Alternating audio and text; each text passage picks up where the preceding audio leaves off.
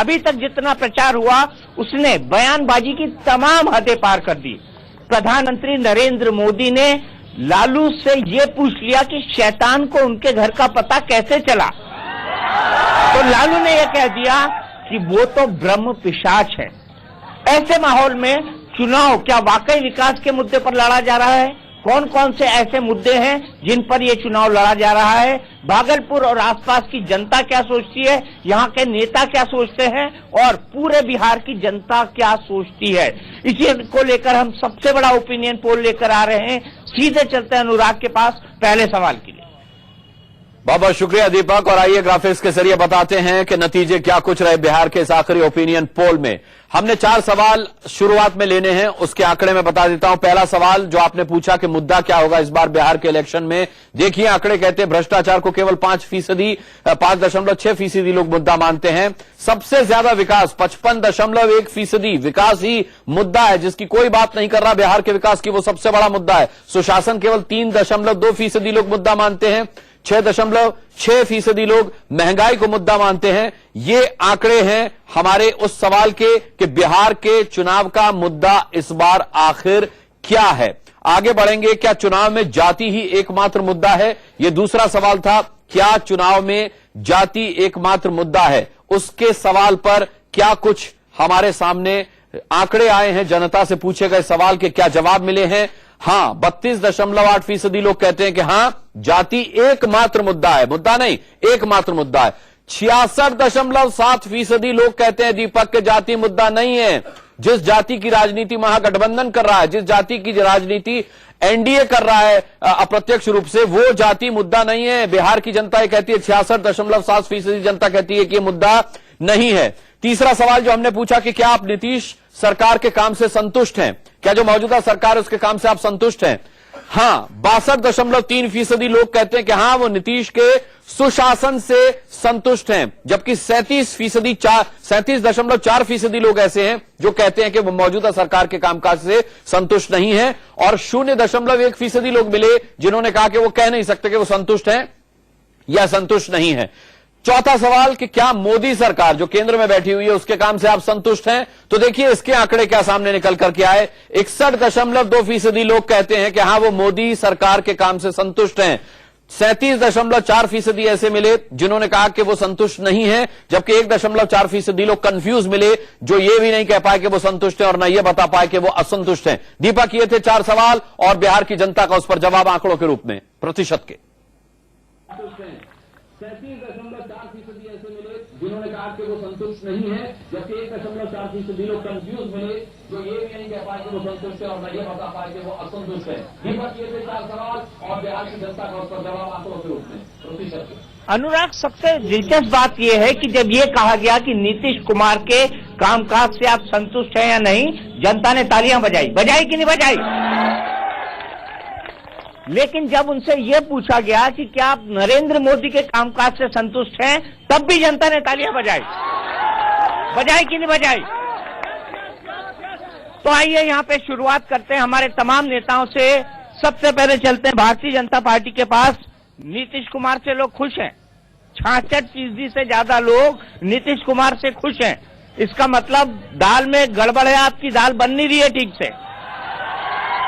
देखिए, विकास मुद्दा बना, और यह जो विकास मुद्दा बना, कल तक जो बिहार में चुनाव होता था उसमें जाति मुद्दा बनता था।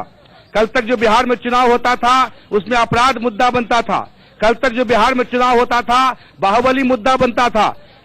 लेकिन आज अगर विकास मुद्दा बना, उसका सारा क्रेडिट माननीय प्रधानमंत्री नरेंद्र मोदी जी को जाता है। थोड़ा नीतीश कुमार को भी दे दीजिए थोड़ा सा। देखिए, हम लोगों ने तो नीतीश जी को पूरा बिहार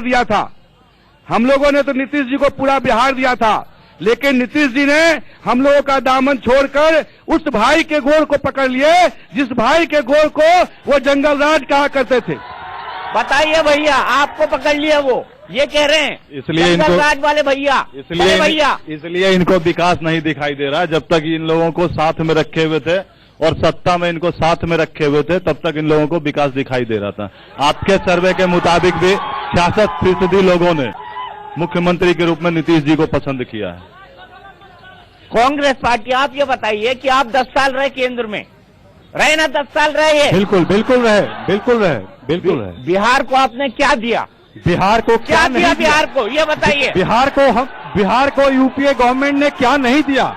आज जो हमारे सारे भाई बहन जो आज रूरल एरिया में, जिसको हम लोग बिहार में दियरा कहते हैं, वहाँ हर जगह रोड चला गया, और जो शिक्षा पर जो काम हुआ, जो उस पर हुआ, वो तो नीतीश कुमार ने बनवाया। बिल्कुल वो तो नीतीश ने बनवाया कि केंद्र सरकार ने? जवाब लें। केंद्र सरकार ने बनवाया क्या?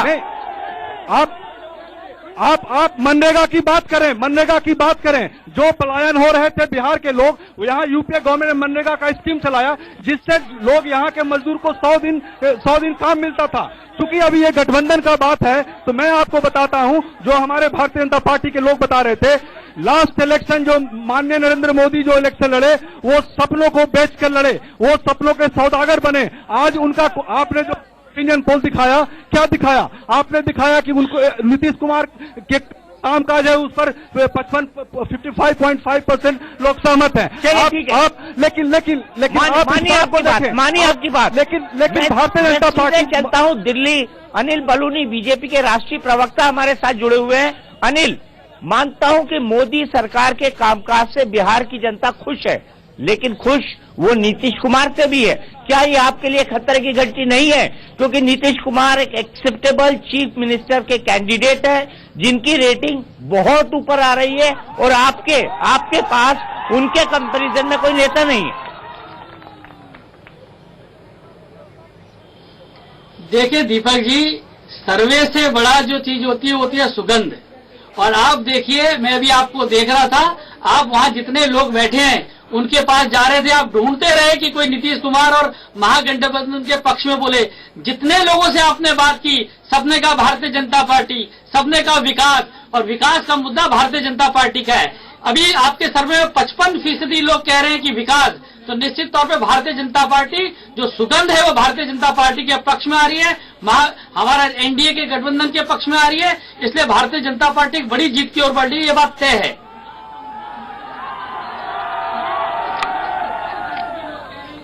बड़ी जीत की तरफ बढ़ रही है। क्या बढ़ रही है भारतीय जनता पार्टी? कितने लोग बोलते हैं नहीं बढ़ रही है? देखिए, हाँ में भी है अनिल, ना में भी है। सीधे चलता हूं मीम अफजल साहब के पास। मीम अफजल साहब, 125 साल पुरानी पार्टी, लेकिन बिहार के अंदर जूनियर पार्टनर। आपको बुरा नहीं लगता, अफसोस नहीं लगता कि राहुल बाबा 10 साल में बिहार में कांग्रेस की हालत ऐसी भी नहीं कर पाए कि 100 सीटें लड़ने आप?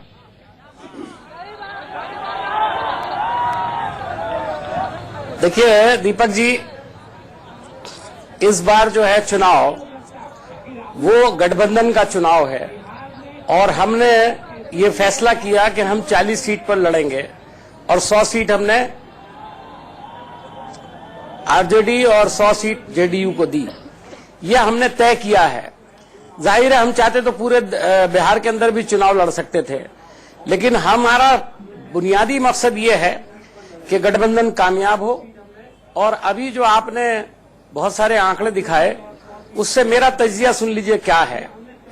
बिहार की जनता जब नीतीश जी का नाम आ रहा है तो कितना भावुक होकर के नारे भी लगा रही है, और उनको अपनी सहानुभूति और अपनी सपोर्ट भी दिखा रही है। मोदी जी के ताल्लुक से भी यही बात है, लेकिन मोदी जी बिहार के चीफ मिनिस्टर तो होंगे नहीं, और इनके पास कोई आदमी ऐसा कायदे का नहीं है जो नीतीश कुमार जी के मुकाबले पे खड़ा कर सके। मैं सिर्फ इतना ही कहना चाहता हूं कि बिहार की जनता आने वाले वक्त में महागठबंधन की तरफ देख रही है, और आने वाले वक्त में महागठबंधन को ही बहुत बड़ी जीत मिलेगी। मैं अभी 5-6 सर्वे देख चुका हूं, उसमें यकीनन अलग अलग लोगों ने अपनी राय दी है, लेकिन एक बात तकरीबन सबने कही है, और वो बात यह है कि नीतीश कुमार वहां पर अनकंटेस्टेड लीडर बने हुए हैं, और बिहार की जनता ने उनके काम को देख करके आगे उनको अपना दोबारा तीसरी बार चीफ मिनिस्टर बनाने का फैसला दिल में कर लिया है। मैं एक बात और कहना चाहता हूं, आपने भी बड़ा अहम सवाल पूछा, हमारे प्रवक्ता वहां पर खड़े हैं। चलिए ठीक है, मानिए आपकी बात। आपने कहा, मानिए आपकी बात। मीम अफजल साहब, फिर आऊंगा, मैं फिर आऊंगा आपके पास, मैं फिर आऊंगा आपके पास। शिवराज सिंह जी के पास चलते हैं। शिवराज जी, मैं आपसे जानना चाहता हूं, क्या आप लोग विकास के नाम पर वोट मांग रहे हैं? लोग कहते भी हैं 60% से ज्यादा कि विकास सबसे बड़ा मुद्दा है। मैं आपसे यह जानना चाहता हूं, लेकिन क्या जाति के बैरियर को एनडीए तोड़ पाएगा? देखिए,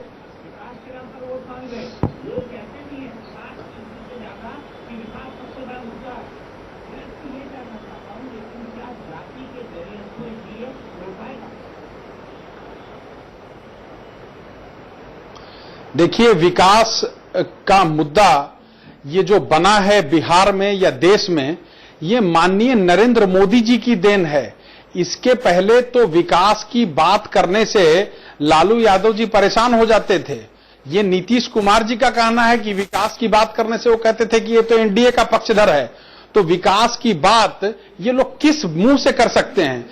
बिहार जब आजाद हुआ था तब की उसकी आर्थिक स्थिति, तब के उसके ह्यूमन डेवलपमेंट इंडेक्स आज से बहुत अच्छे थे। तो तब से अब में जो गिरावट आई है, उस गिरावट का कारण कांग्रेस पार्टी और बड़े भाई छोटे भाई हैं। ये किस मुंह से बिहार की जनता को के सामने विकास की बात रखेंगे? ये जाति और वोट बैंक की पॉलिटिक्स के तहत आप ये देखिए कितनी बड़ी त्रासदी है कि प्रजातंत्र एक ऐसा पर्व है जो सभी लोगों को एक साथ शांतिपूर्वक ढंग से आगे ले जाने का ये प्रजातंत्र एक तरीका है। उसी को डिफीट करने का प्रयास लालू जी कर रहे हैं और कह रहे हैं कि इस बार का जो चुनाव होगा ये कास्ट वार है बैकवर्ड्स और फॉरवर्ड्स के बीच में। बताइए, इस तरह की बात करने वाले लोगों के समर्थन में मीम अफजल जैसे पढ़े लिखे संभ्रांत लोग कैसे बोल भी सकते हैं? मुझे तो समझ में नहीं आता इन लोगों की क्या मजबूरी है। इन लोगों को अभी से भी छोड़ के वहां से माफी मांग के बिहार की जनता से और भाग जाना चाहिए इस गठबंधन से। जो नेता ये कह रहा उस दल के महागठबंधन के सबसे बड़े नेता कि ये चुनाव कास्टवार है, उसके पक्ष में बोलना ये प्रजातंत्र के खिलाफ सबसे बड़ा अपराध है, ये पाप है, मैं समझता हूं। वहां से माफी मांग के बिहार की जनता से और भाग जाना चाहिए इस गठबंधन से। बिल्कुल ठीक कहा आपने। आपकी बात का जवाब मैं मीम अफजल साहब से लूंगा, लेकिन मैं यहां जनता से जानना चाहता हूं, कितने लोग मानते हैं कि विकास सबसे बड़ा मुद्दा है? हाथ उठाइए। और कितने लोग मानते हैं कि जाति भी एक मुद्दा है बिहार के चुनाव में? बहुत कम लोग, बहुत कम लोग। तो ये पब्लिक का रिस्पांस है। हमने ये पूछा था कि क्या मोदी विकास पुरुष हैं? बिहार की जनता से पूछा गया क्या मोदी विकास पुरुष हैं? 60% लोग मानते हैं, 60.1% कि हां मोदी विकास पुरुष हैं। इसके अलावा 29.7% लोग कहते हैं कि नहीं, वो विकास पुरुष नहीं है। कह नहीं सकते वाले लोगों की संख्या 10.2% मिली। अगला सवाल, क्या मोदी विकास पुरुष हैं के बाद अगला सवाल पूछा कि बीजेपी ने जो अपना सीएम कैंडिडेट घोषित नहीं किया है, क्या ऐसा करके बीजेपी ने ठीक किया? देखिए 37.3% लोग केवल कहते हैं कि हां ठीक किया, जबकि 58.6% लोग कहते हैं कि नहीं, कैंडिडेट घोषित किया जाना चाहिए था। 4.1% लोग यहां पर भी कंफ्यूज मिले, बोले नहीं बता सकते कि करना चाहिए था या नहीं करना चाहिए था। यह सवाल था। छठा सवाल, 7वें सवाल का रुख करते हैं। 7वां सवाल हमने पूछा कि रैलियों में उमड़ी भीड़ मोदी की लोकप्रियता का सबूत है क्या? 64.6% लोग मानते हैं कि हां, जो भीड़ आ रही है वो वोटों में भी तब्दील होगी, जबकि 31.8% लोग कहते हैं कि नहीं, वो भीड़ दिखावे की भी हो सकती है। 3.6% लोग ये अपनी राय इस सवाल पर जाहिर नहीं कर पाए। हमने 8वां सवाल पूछा कि क्या मांझी के साथ गठबंधन करके बीजेपी ने ठीक किया? ये देखिए, ठीक किया ये कहने वाले लोग 45.1% मिले कि हां ये ठीक किया, महादलित गठबंधन हो गया, अब इससे बीजेपी को फायदा मिलेगा, जबकि 38.4% लोगों ने कहा कि यह गठबंधन श्रेयस्कर नहीं रहेगा, लाभदायक नहीं रहेगा। 16.5%, बड़ी संख्या है, 16.5% लोगों ने इस पर अपनी राय जाहिर नहीं की। 9वां सवाल हमने पूछा कि पिछड़ी जाति में मोदी की विश्वसनीयता बीजेपी के काम आएगी या नहीं आएगी? पिछड़ी जाति में 76.7% लोगों का मानना है कि पिछड़ी जाति में मोदी की लोकप्रियता काम आएगी। बहुत अहम सवाल। 15.5% कहते हैं कि ये लोकप्रियता मोदी की पिछड़ी जाति में काम नहीं आएगी। 7.8% लोग नहीं कह सकते, कहकर पल्ला झाड़कर चले गए। दीपक, बहुत अहम सवाल, 15.5% कहते हैं कि लोकप्रियता मोदी की पिछली जाति में काम नहीं आएगी। यादव जी ये बताइए कि लोग कहते हैं कि आरजेडी और विकास दूर दूर का लेना देना नहीं है इनका। हम लोग भागलपुर की धरती पर खड़े हैं और मैं आपको भागलपुर में उदाहरण देना चाहता हूं। भागलपुर में विक्रमशिला सेतु बनाने का काम माननीय श्री लालू प्रसाद यादव जी ने किया है। जिस समय मुख्यमंत्री जी थे, लालू जी जिस समय रेल मंत्री हुआ करते थे, भागलपुर में उन्होंने मंडल कार्यालय की स्थापना करी थी। आज बीजेपी की केंद्र में सरकार है। मैं पूछना चाहता हूं उन लोगों से, क्या मंडल कार्यालय जो लालू जी ने दिया है उसकी स्थापना भागलपुर में होगी या नहीं? भैया विक्रमशिला सेतु बनाया था लालू जी ने, बनाया था।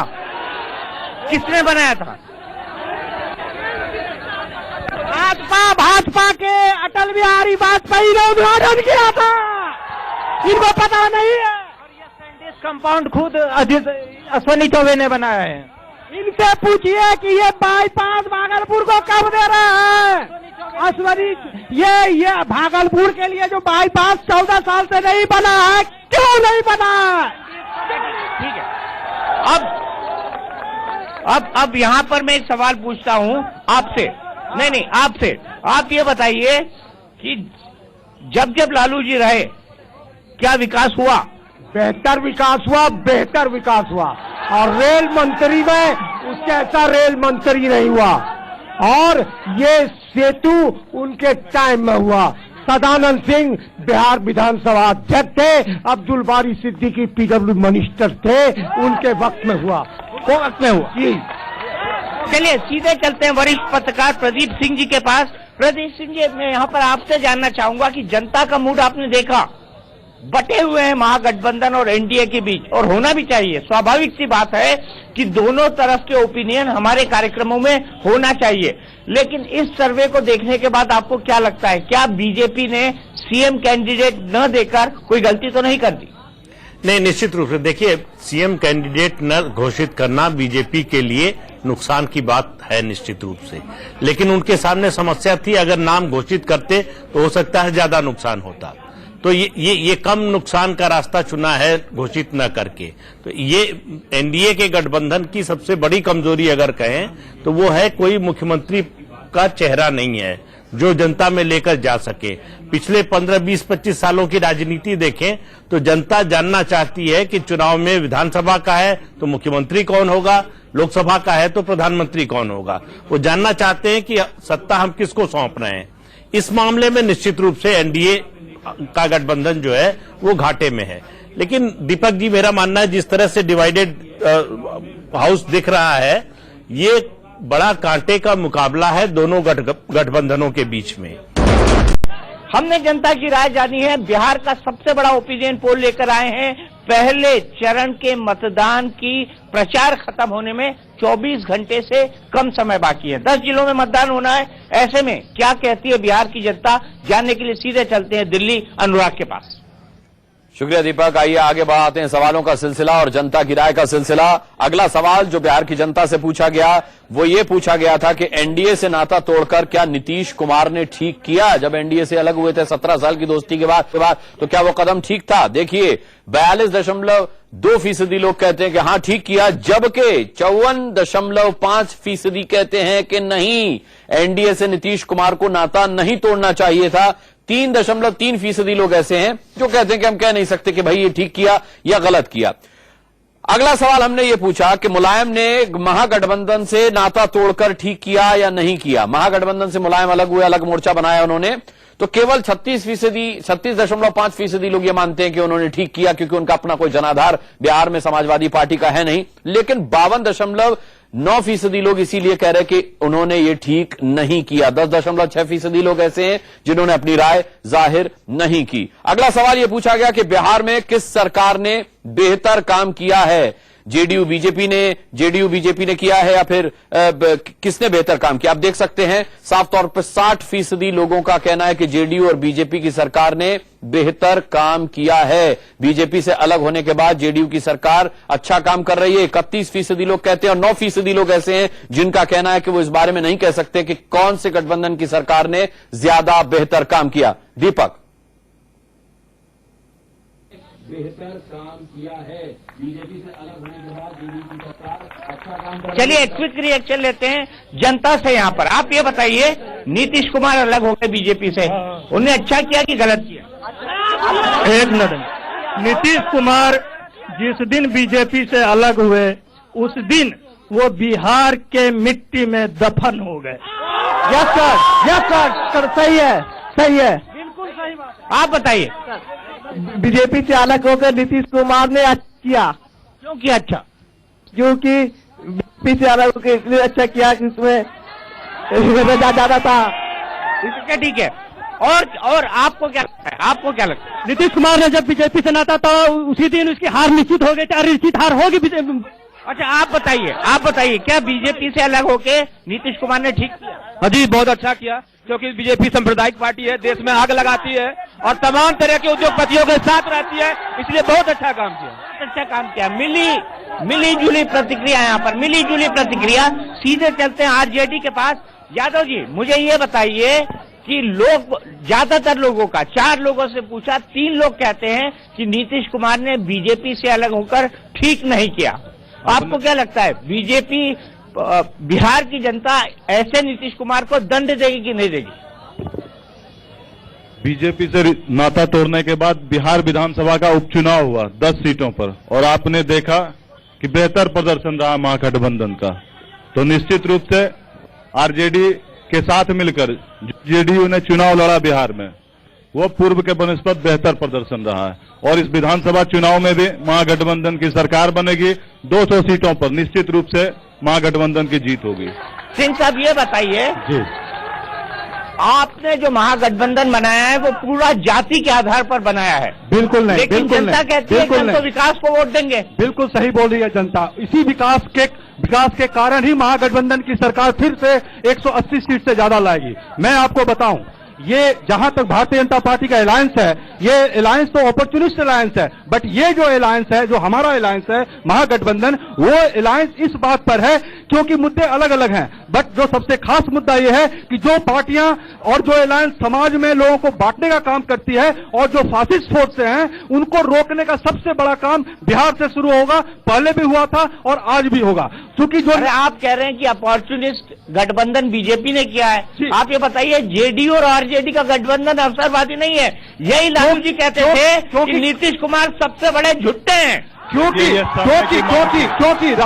राजद जदयू और कांग्रेस का जो अलायंस है, वो अलायंस का मकसद ये है कि फासिस्ट फोर्सेस को रोकना है। आप देखें, आप जो बात इनके अलायंस के, ये यही रामविलास लोग हैं जो कि आपको गोधरा कांड के बाद रामविलास पासवान जी ने इस्तीफा दिया था और आज फिर वही उनके साथ है। आप बताएं कि वो अपॉर्चुनिस्ट अलायंस है या ये अपॉर्चुनिस्ट अलायंस है? ये अलायंस तो बिहार में, चूंकि ये महागठबंधन का नीतीश कुमार को एक चेहरा दिया, वो चेहरा क्यों आगे किया? इन सब नीतीश ने काम किया है तो पड़ेगा। अच्छा संगीता जी ये बताइए, ये कह रहे हैं कि आपकी पार्टी अवसरवादी है। जिधर रामविलास पासवान कुर्सी देखते हैं, चाहे वो देवगौड़ा के साथ हो, चाहे वीपी सिंह के साथ हो, चाहे अटल बिहारी वाजपेयी के साथ हो, चाहे मनमोहन सिंह के साथ हो, फिर नरेंद्र मोदी के साथ हो, उधर वो भाग जाते हैं। नहीं, जिधर वो विकास देखते हैं, विकास होने जा रहा है, उधर वो जरूर जाते हैं। तो लालू जी के साथ क्यों गए थे? लालू जी के साथ क्यों गए थे? उन्होंने विकास किया क्या? वो वहाँ से निकल जाते हैं। तो फिर यूपीए के अलायंस में जब आप लोग थे तो यूपीए ने काम किया था, ये तो मानती है ना? नहीं किया था, बिल्कुल नहीं किया था उन्होंने काम। आपने बोला कि जिसके साथ विकास होता है उसके साथ आप रहती हैं। नहीं, जब बताएं कि जब विकास किया तभी तो आप साथ थी। नहीं, जब उन्हें लगा कि अब विकास ये लोग नहीं कर रहे हैं, सिर्फ सत्ता और कुर्सी का लोभ है, तब उन्होंने यू टर्न लिया था। चले, तब यू टर्न लिया था। सीधे चलते मीम अफजल साहब के पास। मीम अफजल साहब, यहाँ पर तर्क ये दिया जा रहा है कि बीजेपी, एलजेपी, आरएलएसपी, इनका अलायंस एक अपॉर्चुनिस्ट अलायंस है। आपको नहीं लगता आपका अलायंस उनसे ज्यादा अवसरवादी है? नहीं दीपक जी, बिल्कुल नहीं है। और इसका सबूत अपने आप में ये है, आपको याद होगा कि जब जनता दल था तो जनता दल में ये तमाम लोग मौजूद थे। उस वक्त ये अलायंस जो हुआ था, उस वक्त आपको याद होगा क्या सिचुएशन थी, और ये सब लोग हमेशा एक साथ रहे। बीच में डिफरेंसेस हुए, अलग हुए, और दोनों ने ये महसूस किया कि उनके अलग होने के बाद बिहार की जनता जो है उनको ये बात पसंद नहीं आई, और नीतीश जी ने इस बात को महसूस किया।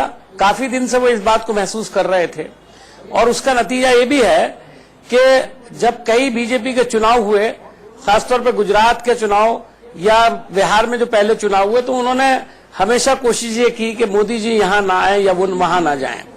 तो ये बात डिफरेंसेस पहले से आ रहे थे। लालू जी एक बड़े नेता हैं, उनका एक सोशल बेस है। नीतीश जी का एक एडमिनिस्ट्रेटिव लेवल पर बहुत बड़ा एक कद बन चुका है, आप जानते हैं। तो ये दोनों फैक्टर्स इस वक्त बहुत इंपॉर्टेंट हैं।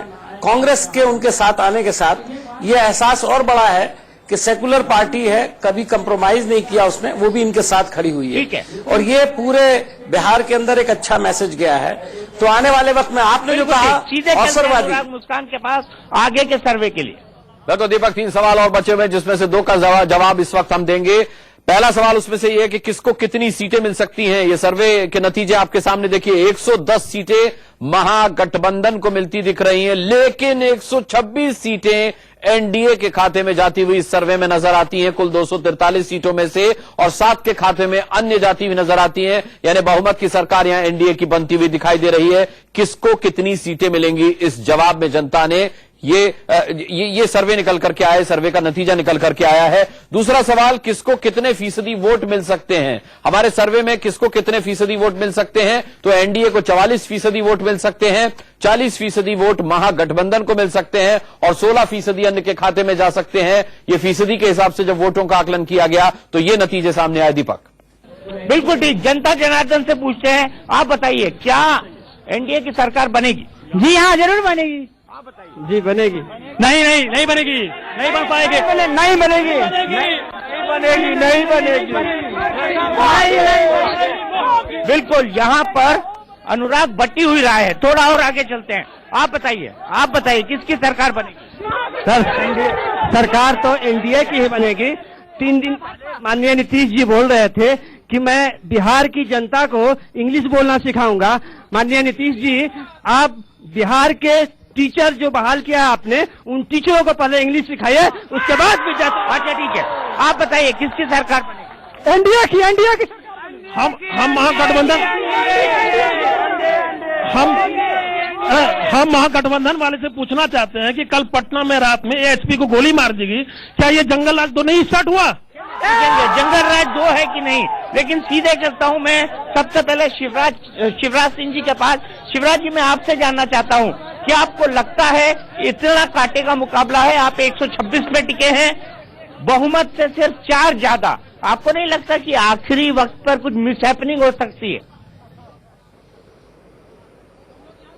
नहीं, मैं आपको बताऊं दीपक जी, आपका ये जो सर्वे है कि 126 सीट एनडीए को मिल रही है, जब ये चुनाव के वक्त और नजदीक आएंगे, जैसे जैसे लोग जो हैं वो वोट एनडीए की तरफ देंगे और अपना वोट वो लोग चाहेंगे कि एक स्थिर और एक मजबूत सरकार बनाने के लिए वो वोट दें, तो ये फासला जो है ये बहुत बढ़ जाएगा, और आप देखिएगा कि बहुत कंफर्टेबल मेजॉरिटी के साथ एनडीए सरकार बनाएगी। दूसरी एक बात बड़ी जिम्मेवारी के साथ मैं कहना चाहता हूं कि मीम अफजल साहब कह रहे थे कि लालू जी बहुत बड़े नेता हैं।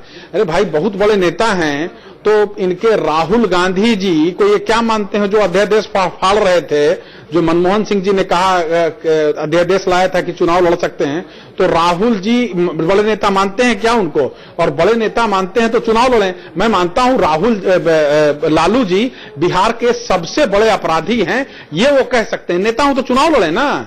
चारा चोर अमित शाह जी ने कहा, उसमें गलत क्या कहा? ये कोर्ट का वर्डिक्ट है कि लालू यादव जी चारा चोर हैं, लालू यादव जी सबसे बड़े क्रिमिनल हैं बिहार के, ये मैं मानता हूं।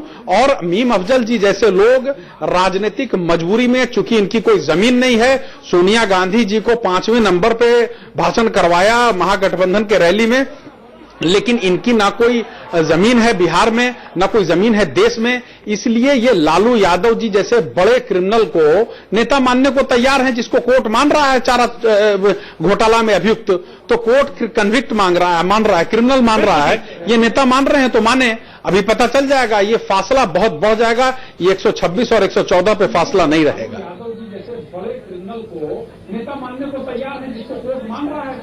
चलिए, फासला बढ़ जाएगा, ये एनडीए को उम्मीद है। लेकिन बड़ा सवाल, कौन होगा बिहार का सबसे बेहतर मुख्यमंत्री? हम क्या जानना चाहते हैं? आप जानना चाहते हैं कि बिहार का सबसे बेहतर मुख्यमंत्री कौन हो सकता है? चलिए आइए देखते हैं। अनुराग, बिल्कुल, सबसे लोकप्रिय मुख्यमंत्री उम्मीदवार कौन हो सकता है, सबसे बेहद दिलचस्प सवाल था। अब देखिए, यहां पर 50% लोगों का कहना है कि नीतीश कुमार सबसे ज्यादा दिलचस्प मुख्यमंत्री हो सकते हैं, सबसे ज्यादा लोकप्रिय मुख्यमंत्री उम्मीदवार हो सकते हैं, जबकि सुशील मोदी को केवल 20.1% लोगों का मत हासिल है। जीतन राम मांझी को केवल 5.5% लोग पसंद करते हैं। रामविलास पासवान को मुख्यमंत्री पद के उम्मीदवार के तौर पर केवल 2.8% लोग देखते हैं। आप देख सकते हैं उपेंद्र कुशवाहा की तस्वीर, 1.3% लोग केवल उपेंद्र कुशवाहा को मुख्यमंत्री पद का उम्मीदवार बेहतर मानते हैं, जबकि इनमें से कोई नहीं कहने वाले 7.5% लोग हैं, और कह नहीं सकते जिन्होंने कोई राय नहीं दी वो 12.8% लोग हैं। दीपक,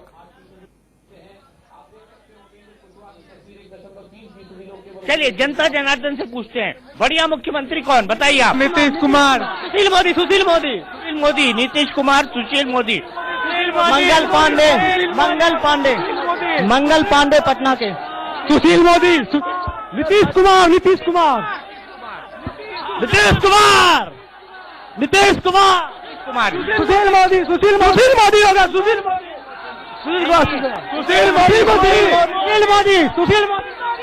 अति पिछड़ा और पिछड़ा से ही कोई मुख्यमंत्री बनेगा। कितने भी लोग गीत गा लें, सुनिए, मैं एक सेकंड, कितने भी गीत गा लें, अति पिछड़ा या पिछड़ा से ही मुख्यमंत्री बनेगा। और चाहे गठबंधन से हो या महागठबंधन से हो, ये लोग अति पिछड़ा से ही लाएंगे मुख्यमंत्री। सुशील मोदी, सुशील मोदी। अच्छा, यहाँ पर जो राय निकल कर आ रही है वो बड़ी सटीक और सीधी है, और वो राय ये है कि पिछड़ा या फिर अति पिछड़ा से ही मुख्यमंत्री होगा। यानी गठबंधन और महागठबंधन दोनों की मजबूरी होगी कि पिछड़ा या अति पिछड़ा से मुख्यमंत्री वो बताए। सीधे चलते अनिल बलूनी के पास। अनिल, ये जानना चाहूंगा आपसे, आपको नहीं लगता कि मुख्यमंत्री का कैंडिडेट नहीं देना यहाँ पर आपकी सबसे बड़ी कमजोरी बन गया है? नहीं दीपक जी, मैं यही कहना चाह रहा था। आप देखिए, अगर आप पिछला चुनाव झारखंड का देखेंगे, वहां पर आप लोगों के सर्वे में यही कहा गया हेमंत सोरेन सबसे लोकप्रिय मुख्यमंत्री हो रहे थे और अपना चुनाव बचाना मुश्किल हो गया। इसी प्रकार हरियाणा में हुआ था। आपका जो सर्वे कह रहा है हम 4% से आगे हैं। और दीपक जी, जब दो पार्टियां लड़ती हैं, दो पक्ष लड़ते हैं, तो 4% के अंतर का मतलब होता है लैंडस्लाइड विक्ट्री। इसका मतलब एक लैंडस्लाइड विक्ट्री की ओर हम बढ़ रहे हैं, तो मुख्यमंत्री भारतीय जनता पार्टी का होगा। तो निश्चित तौर पर इंतजार कीजिए, भारतीय जनता पार्टी एक अच्छी छवि वाला, एक विकास वाला, विकासवाद पे विश्वास रखने वाला मुख्यमंत्री बिहार को देगा।